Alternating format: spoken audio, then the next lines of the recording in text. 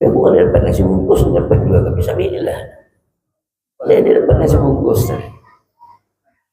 Begitulah hebatnya orang yang menuntut ilmu Bapak Ibu sekalian. Tulak dari rumah, niatnya anak mencari nasi bungkus, tetap nilainya bisa pilih. Sampai kita kena berkah. Kemudian sampai kita di majelis seperti ini, taguling kita nak. Dapatkah ada dapat pengajian tersebut? Kada ada masalah itu. Yang Allah nilai apa?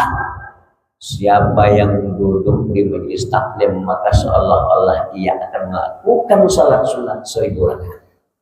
Man jalasa fil majelis taklim, maka annama mi'ata rakaat. Maka seolah-olahnya semua yang 1000 rakaat salat sunat. Kan salat wajib, salat sunat. Kita jangankan 1000 rakaat salat sunat. Yang 20 rakaat aja, wah ini banyak orang nak ngotek 8 aja. Ini kan adalah lagi datang bulan ini. 8 aja kayak apa? Banyak orang anak menyunat dan memotong, wah ini kan anak lagi yang 20. Betul? Betul? Terus lagi datang bulan Ramadan. Apalagi zaman Covid itu sudah tahu ada yang tidak membolehkan lagi yang 20. Apalagi kita sembahyang sampai 1000 rakaat, mustahil Bapak. Tapi ketika kita hadir dalam forum majelis ilmu seperti ini, dapatkah kita kadang meskipun kita dapatkan nasi bungkus, tapi nilainya di sisi Allah laksanakan ibadah 1000 rakaat. Nyaman, maka kita kan hadir. Ini termasuk orang yang menghidupkan malam pertama. Ini dicatat harus istiqamah Bapak Ibu sekalian. Istiqamah. Malam besok pun ada undangan. Kayak Pak Ustadz, ada undangan Hambarna di kampung sebelah, orang Mairat juga. Tapi hendak pulang undangan kadang dalam acara Isra wal Mi'raj tidak seperti undangan Walimatul Urus. Bila mendengar kabar dengan niat untuk hadir di majelis taklim, meskipun niat awalnya hendak mendapatkan nasi bungkus, tapi kita mendengar kajian-kajian ilmu agama, maka Allah catat sebagaimana yang saya katakan tadi.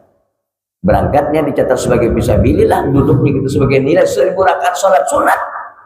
Marah akan ada undangan resmi seperti Walimatul Urus, kita boleh hadir, tapi aman pengantin jangan coba-coba Bapak Ibu sekalian. Haram hukumnya amun menyarawi. Kalau boleh hadir, kalau ada undangan Walimatul Urus pengantin menyeruduk pada tamu dia orang Bahari Sarawin. Kenapa digelar Sarawin? Bahari ada ngarang Sarawin nangka itu tuh. Sarawin ngarang. Sarawin ini orang yang paling suka memakan ayam. Tapi kada ada dapat undangan kayak apa supaya dapat makan ayam. Pura-pura Sarawin memaraki wadah orang Aruhan. Sekali sampai para orang Aruhan, Sarawin lalu bahalulung. Undangan gak ada, kayak apa supaya enggak dua makan orang makan beda dengan opor putih setelah makan. Sudah parah lingkungan orang yang Aruhan, Sarawin baru ulang dia Sarawin. Lalu keluaran orang yang talah halil tadi, cuman baru makanan. Padahal talah hampir berdua. Sarawin di luar dulu, bentar yang ular keluar bentar. Mana ular ularnya? Mana ularnya? Mana ularnya? Sarawin lalu menyambut, aduh minta maaf ya Sarawin, kayak ini tadi kenalnya ularnya sampai ke pahanya nyambut, kurang takajub ular segenal mana ya jurang ben, aduh ya Sarawin kemana kamu gahnya deh, udah jurang nggak usah pikirkan ular, yuk naikkan bertanah makanan aja kita lagi lah di Sarawin tuh itu Sarawin agak Sarawin. Padahal Bapak Ibu sekalian ada seperti itu dalam acara Walimatul Urus, jangan hendak seperti itu, haram hukumnya. Kenapa? Karena acara pengantin bila ada diundang hadir, man masya ila ta'am janabi, barang siapa yang menuju satu makanan, lam yad'u ilaihi, sementara yang kita tuju itu berupa makanan tapi nggak diundang. Masya kan ketika kita berjalan menuju satu tempat makanan, dicatat oleh Allah sebagai orang fasik, wa adalah haraman, dan makan dia termasuk barang yang dimakannya itu haram. Dengan dakwah walilah jadi Sarawin, Pak, dengan jadi Sarawin, Mau di kampung kita ini nyaman aja mana nak makan ayam 10.000 juga bang ayam geprek tuh jangan nak nyarawin. Bila kada diundang. Tapi ketika kita hadir dalam majelis taklim, berarti acara Isra wal Mi'raj, apalagi malam pertama, tidak jadi persoalan. Ayo hadir lagi dengan niat untuk menuntut ilmu. Banyak kajian-kajian, wabil khusus yang kita dapatkan adalah keberkahan sebagai orang yang menghidupkan malam pertama Rajab. Hati kita akan hidup untuk selama-lamanya. Yang kedua, rintitan hadis. Apa dia? Wasaballahu khairan min fawqi ra'sihi sabba. Maka Allah akan menuangkan kebaikan di atas kepala orang yang hadir pada majelis taklim malam pertama di bulan Rajab itu. Bagaimana Allah menuangkan kebaikan? Pak, dalam hadis Nabi mengatakan, siapa yang membacakan riwayat para aulia, Allah akan turunkan rahmat. Nabi Muhammad SAW inda tazkiratul auliya nazilur rahmah. Ketika disebutkan para sejarah wali-wali dan aulia-aulia ta'ala, Allah akan turunkan rahmat. Apalagi yang kita ceritakan suatu perkara Isra Mi'raj yang kada ada pernah terjadi kepada Nabi sebelumnya kecuali terjadi kepada Nabi Muhammad SAW. Pasti malam hari ini Allah akan turunkan keberkahan dan rahmat. Ini yang kita harapkan Bapak Ibu Saudara. Barakah itu penting karena Isra Mi'raj itu tidak pernah terjadi kepada nabi-nabi yang terdahulu kecuali kepada Nabi Muhammad Sallallahu Alaihi Wasallam. Di mana Rasulullah diperjalankan dari Masjidil Haram ke Masjidil Aqsa, kemudian dinaikkan ke langit, kembali lagi berbaring. Ketika itu hanya menelan waktu sepertiga malam. Ayo sama-sama kita dengarkan syair yang selalu dibawakan orang yang mengarang syair ini di dalam kitab Al-Habsyi. Ayo sama-sama kita dengarkan. Allahumma shalli wa sallim wa barik alaihi wa ala alihi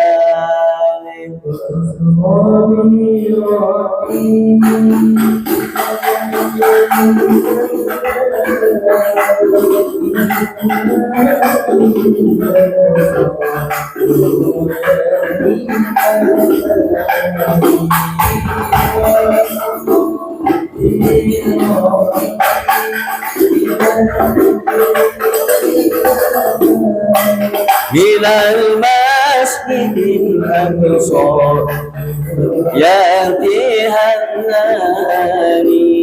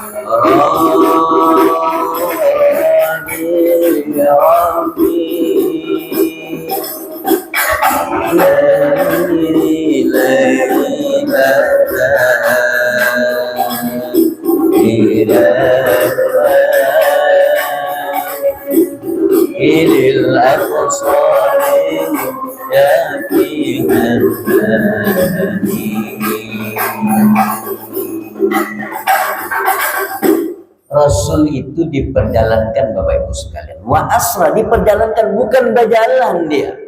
Kalau berjalan itu mustahil akan terjadi melalui waktu waktunya sepertiga malam.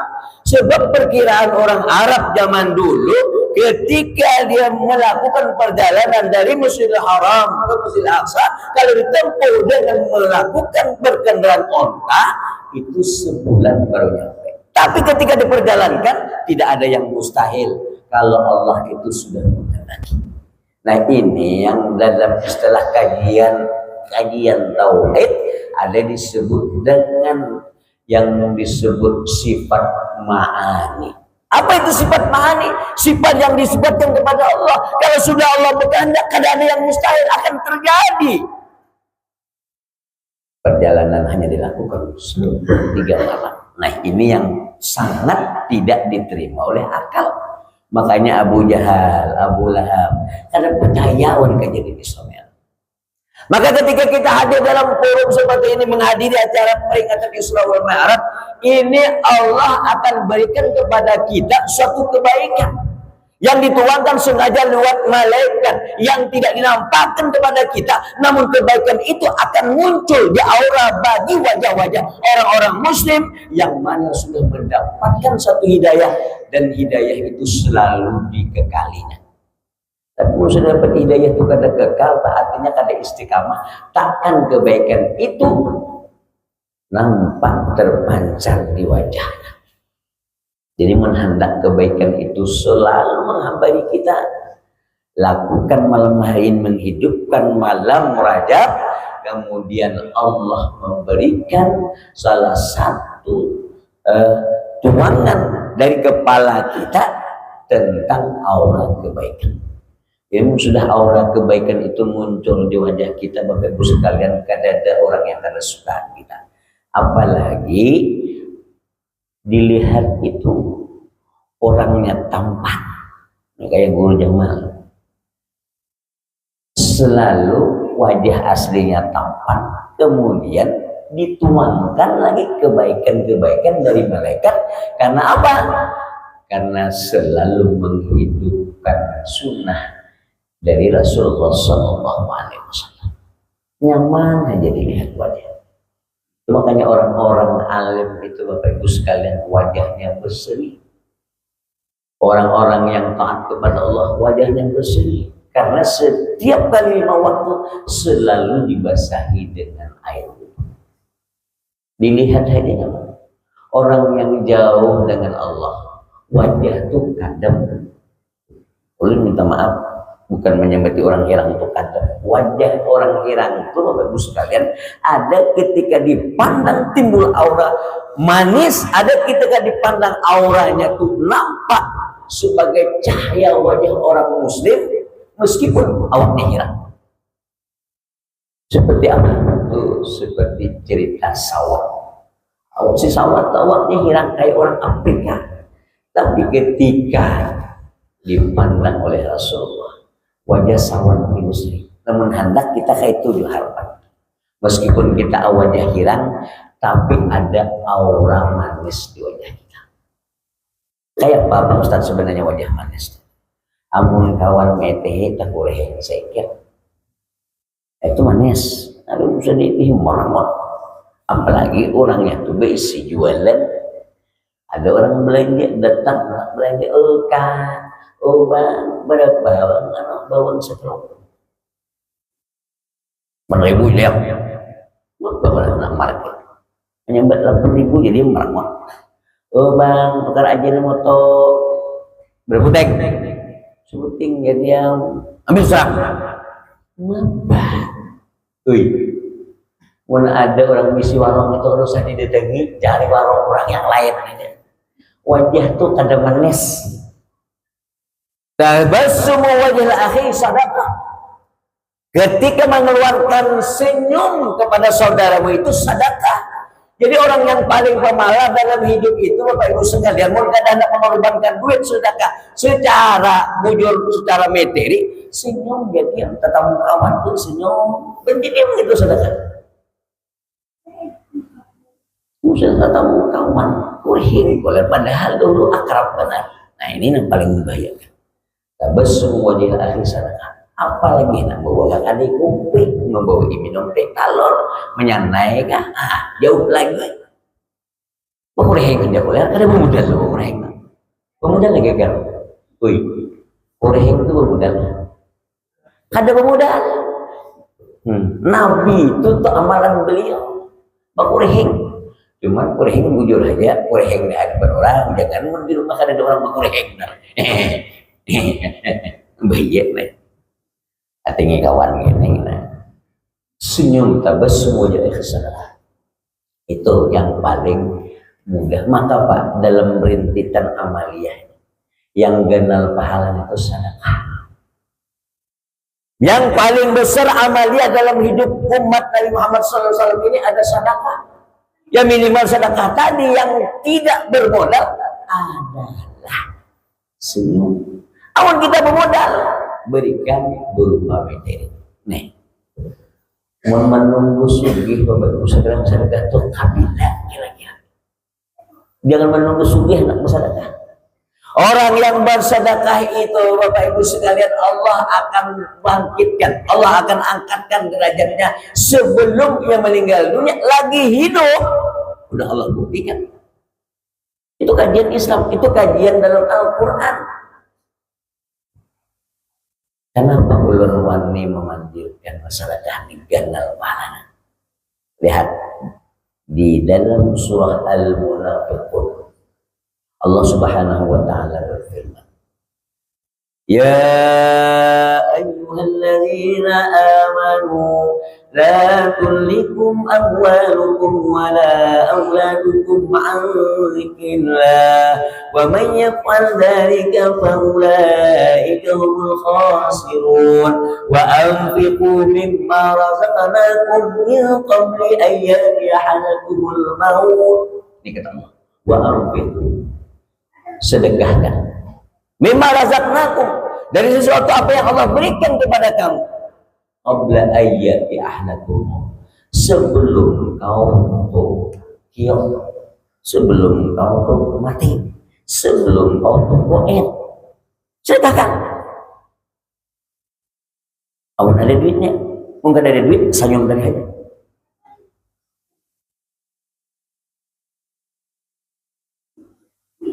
Wa anfiqu mimma razaqnakum min qabli an ya'tiyakum sebelum kau mati.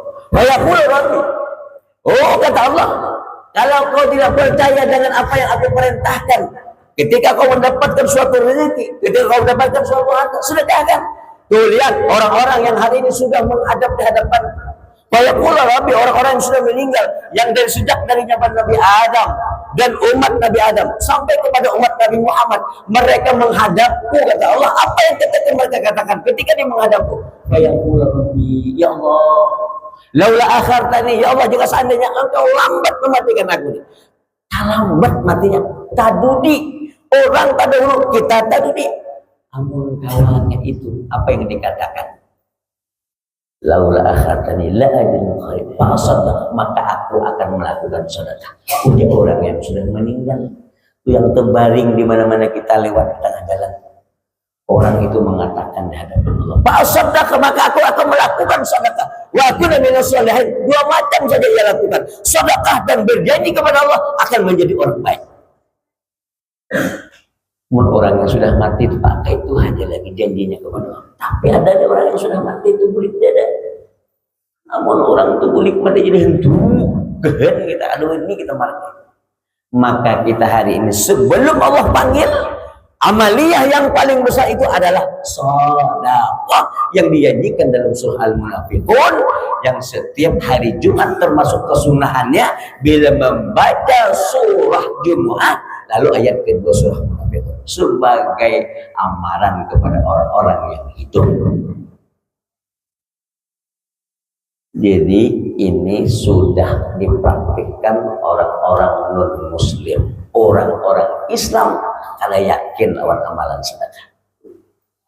Kalau hendak hartanya tidak jatuh bangkrut, Bapak Ibu sekalian para pedagang, ini ulun sampaikan lewat tuntunan hadis Nabi Muhammad SAW. Apa hadisnya? Hasilu amwalakum bizakah, bintinglah hartamu agar tidak jatuh bangkrut, keluarkan zakat.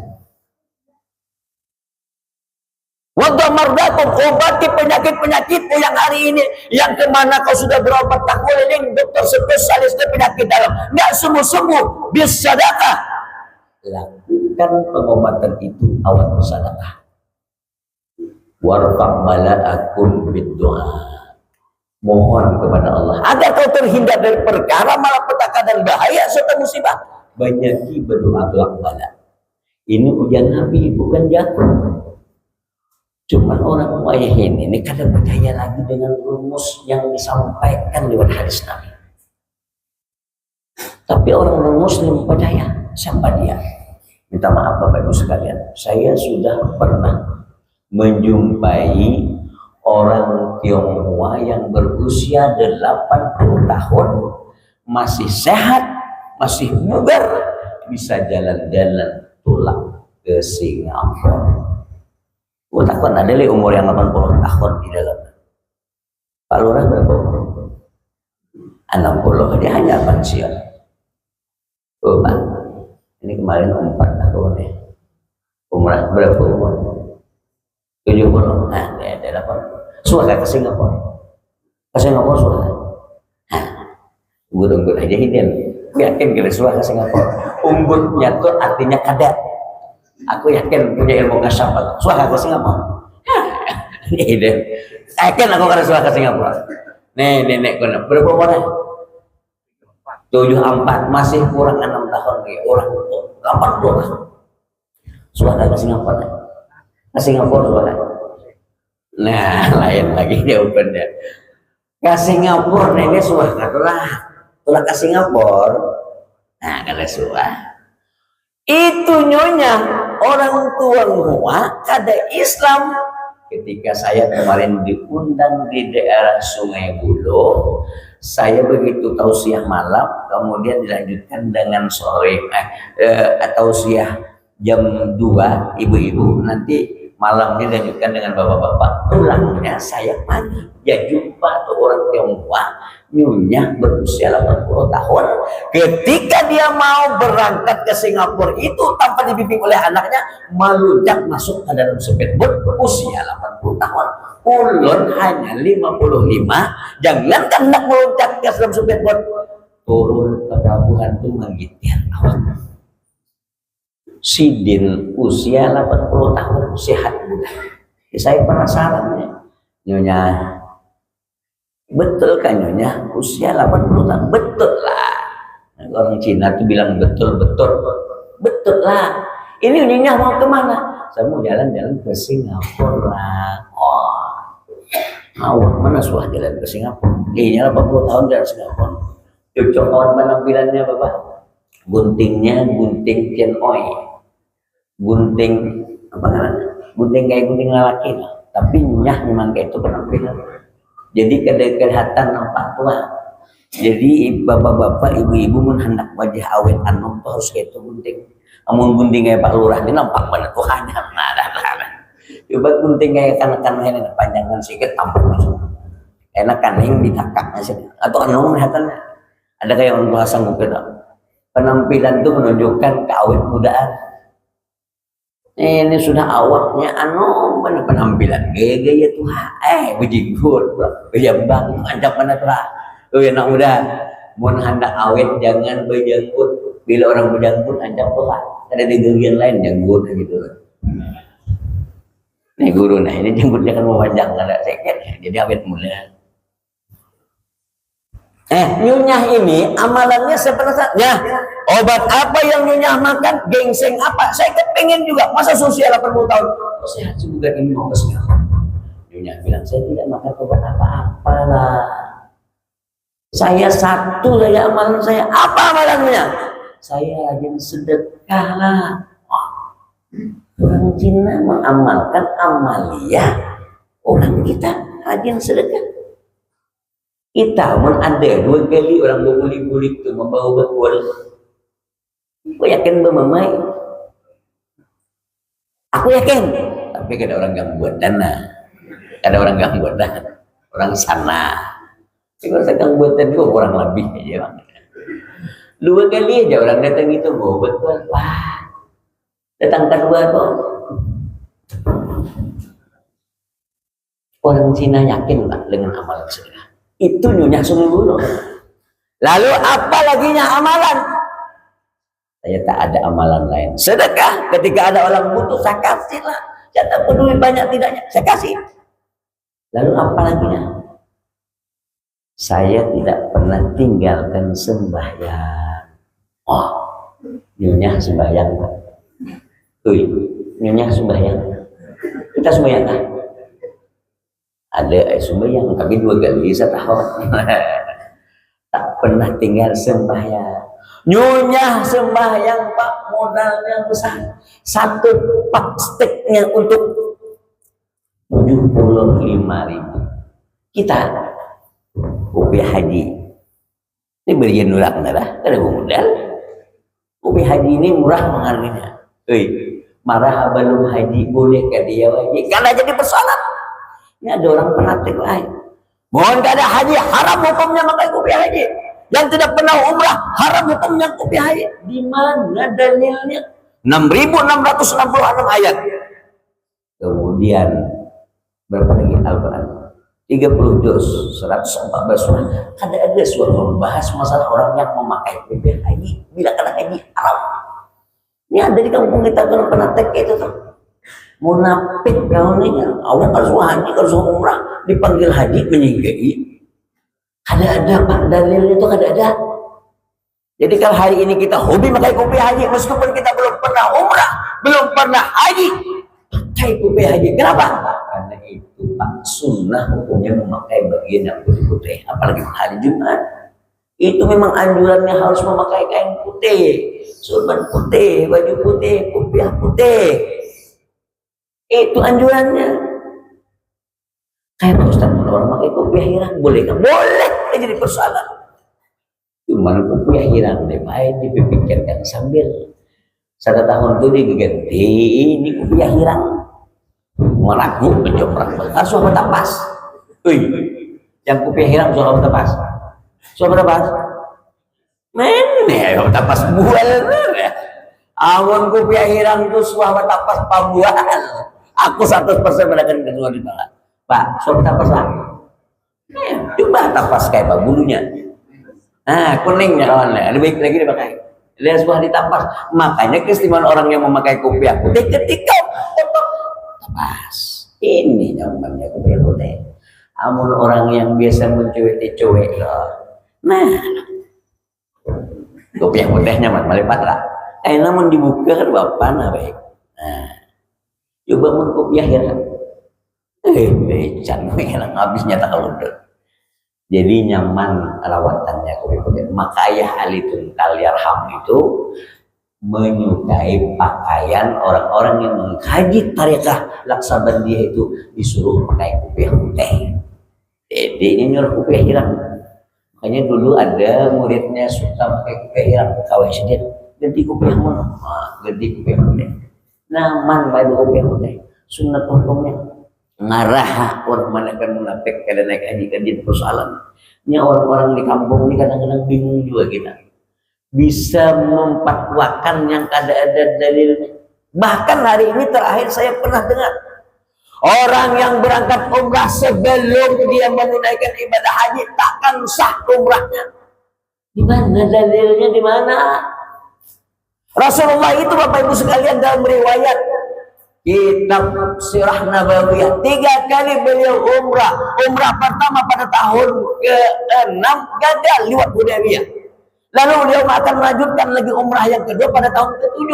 Sempurna beliau melaksanakan umrah. Lalu beliau umrah lagi pada tahun ke-8. 3 kali beliau umrah baru beliau melaksanakan ibadah haji ketika tahun ke-10. Ada aja Nabi melarang orang hendak umrah dahulu. Kita ini Pak sudah tua Tuhan, janganlah fanatik yang kada ada dalilnya. Boleh kita punya fatwa, tapi ada dalilnya. Ini bakal kancang orang dulu ada sah umrah kada haji. Nih haji beneran.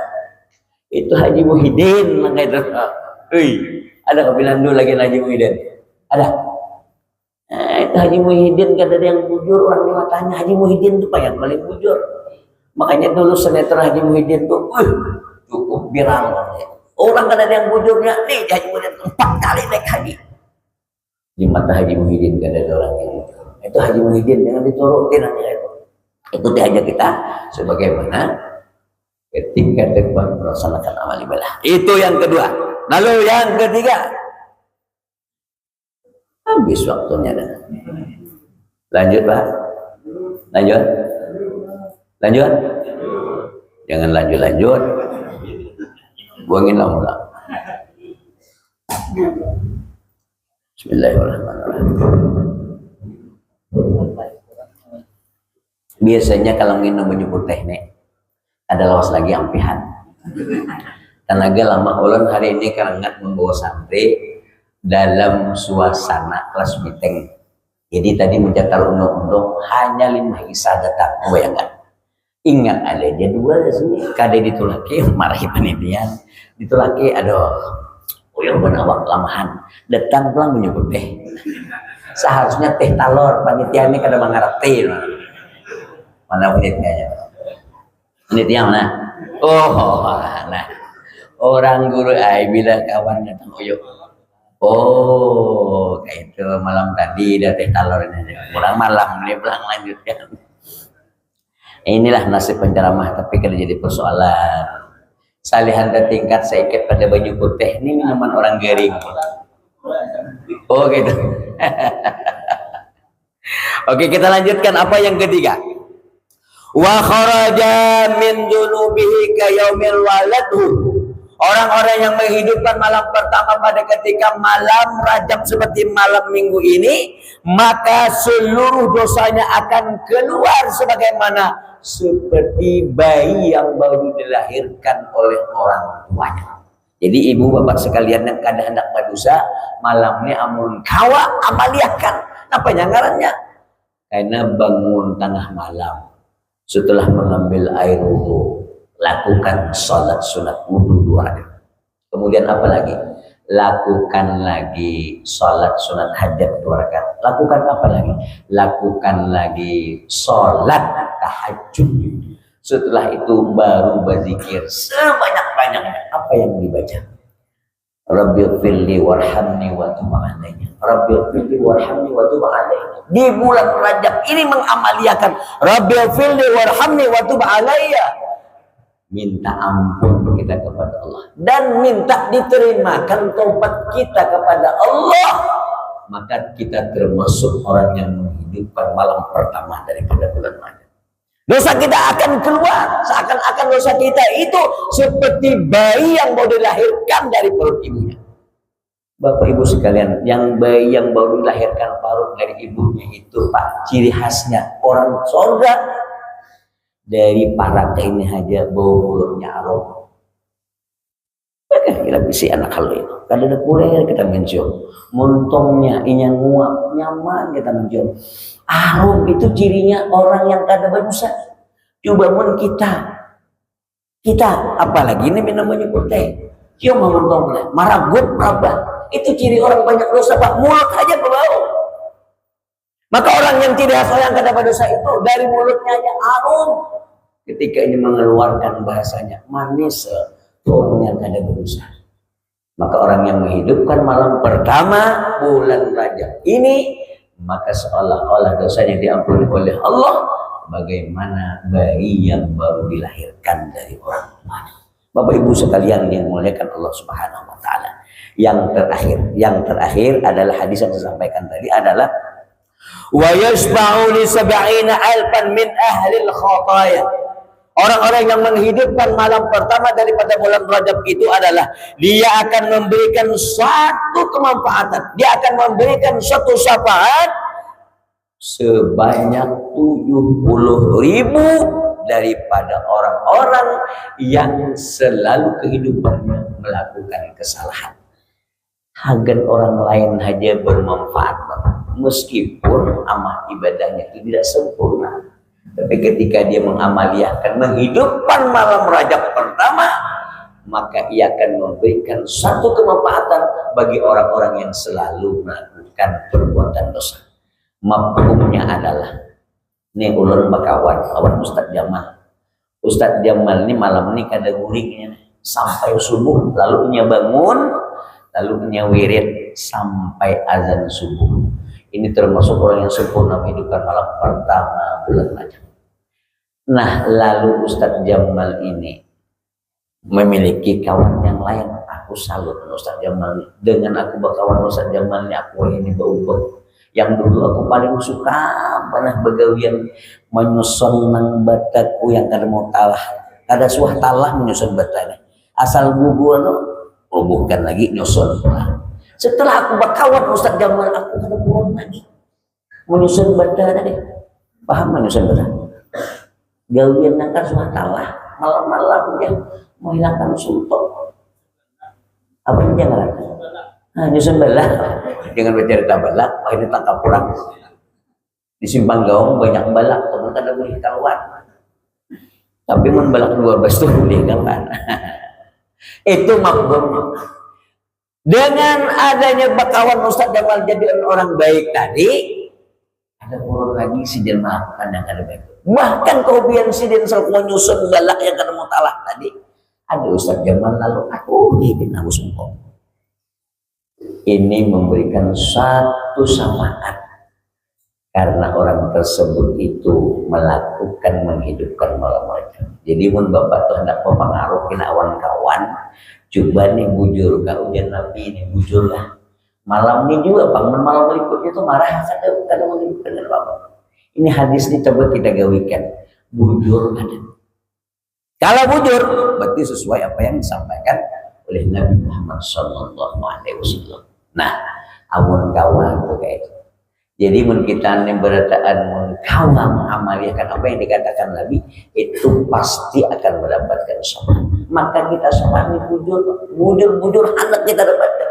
Bila kita kada dapat syafaat kemana kita mengadu?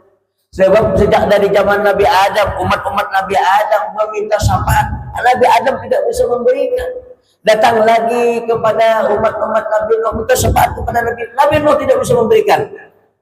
Semuanya Nabi-Nabi dulu menyerahkan tentang syafaat dan keberkahan itu diserahkan kepada Nabi Muhammad Sallallahu Alaihi Wasallam. Nah, Nabi Muhammad yang bisa memberikan syafaat.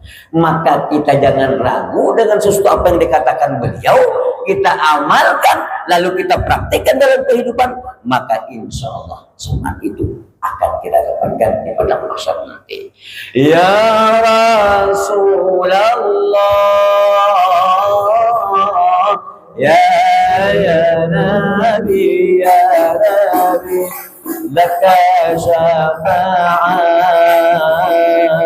ala matlabi ya Nabi, ya Rasulullah, ya Nabi, laka syafa'ah وهذا مطلبي مرتجى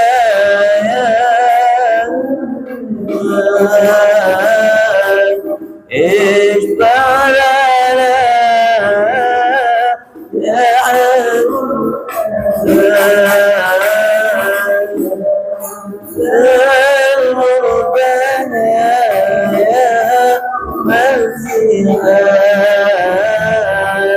اشفع لنا